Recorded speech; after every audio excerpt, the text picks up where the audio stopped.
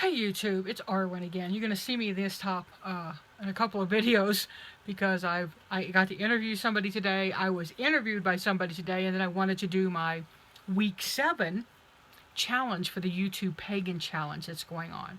Thanks again to the Sea Priestess, who is the one that organized this and came up with 52 amazing questions.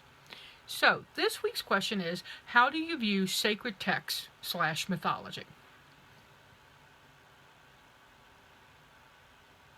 With my eyes. Gotcha. No. So, let me fix my face. Get me all up in there. Whoa. Sacred texts and mythology are something that I've always read. The Bible, I've read parts of the Quran, I've read parts of the Torah, well, translated parts, and the Book of Mormon.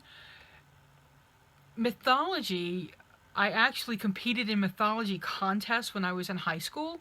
I was in the Latin club. I was a true geek. So I really love mythology. And I actually, in my day-to-day life now, and I am a little crooked, mythology is something I call every religion. And I do that, even Wicca. The mythos of Wicca. The mythos of Christianity. The mythos of Buddhism. For me, it evens the playing ground, the playing field for me, to do that. And I don't put one above the other like, Wicca is everything, everybody else is shit. But I think that reading sacred texts and reading mythology is really important. I have the Tibetan book of living, the dead and dying in my other room. I'm pointing back there like y'all can go see it. And, you know, Rumi, the poet, Khalil Gibran, all of this brings things into my practice and my work. And that's how I approach it, is what is it bringing me? You know, I'm not a profound philosopher. I'm not going to break it down and say, well, what do you think they meant? I'm going to go with what I feel. Just, it's how it works for me. People will tell you I take everything personally. I've got a Scorpio moon. Bite me. Yeah, I take it personally, but I take the information I get, I take that personally as well. How does it affect me? How am I going to work with it? That's what I want to know. So, I do think, this isn't really talking about dogma and that, but there is in Wicca, for me, there are two pieces of what I would call faith-based dogma. And that one of those is the charge of the goddess. Behold, I am with you. And the other would be the Wiccan Rede. Not the 2 to 3 lines that most of us think of the Wiccan Rede. The whole damn thing. Lady Gwen Thompson wrote the Rede as I know it. It was published in the Green Egg back in the day. And it's a long piece. It's not 2 or 3 lines. So that to me is important. And it harm none, do what thou wilt. There's more to it than that, y'all. So that does require a little study. It does require a little self-reflection and self-examination. Because what does that mean? And it harm none. Does that mean I can go kick a puppy and expect nobody's going to do anything?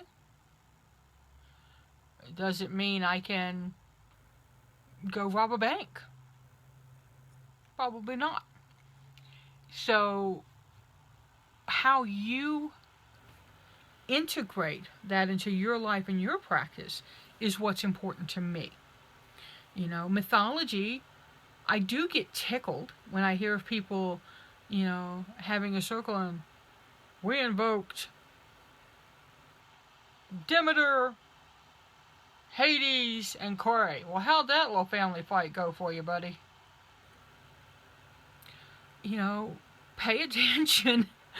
I wouldn't be invoking an ice giant and Odin into the same circle. Duh.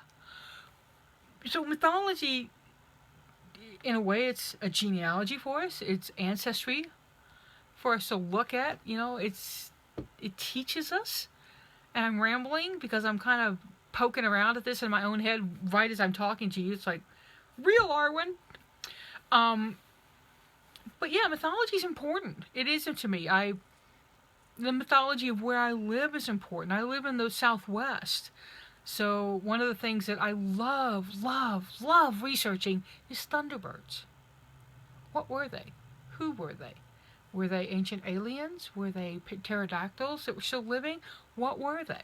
You know, there's a whole lot of commotion out there. Yeah, that's cryptozoology too. It's not really mythology, but then again, it is mythology because the Native Americans around here, those tribes, thunderbirds meant something, and they weren't just great big eagles. So, yeah, mythology, sacred texts, I think we should read them. I think that, reading the Bible is a good thing. I didn't say believing, I said reading. Reading the sacred texts of other religions will help you develop and grow. It will help you figure out what's real to you, what means something to you. Is the avatar of Christ Jesus something or someone that you want to work with? Don't worry about his followers. One of my favorite search says, Jesus, save me from your followers. Don't. Buddha. Who was Buddha? Was he a real person? Was he an avatar? Who was Siddhartha? Explore it. Examine it. Muhammad. There's so much to learn from that. Then the wisdom of the ages is called wisdom of the ages for a reason. It's not the really cool, funny little stories of the ages. It's wisdom. It means something. It's stood up to the test of time, people. So yeah, I view sacred texts and mythology as an important piece of my practice. Yeah, that's what I do. There's my answer. Important. So I'd love to hear from you. I'm loving the videos, y'all. I don't always comment on them. I do stay kind of busy, but I do watch. And it's fascinating to hear everybody's input. I'm loving this challenge. So thanks a lot. Seek joy, y'all. Do remember to subscribe. Taroscopes are coming up on Sunday. Bye, y'all.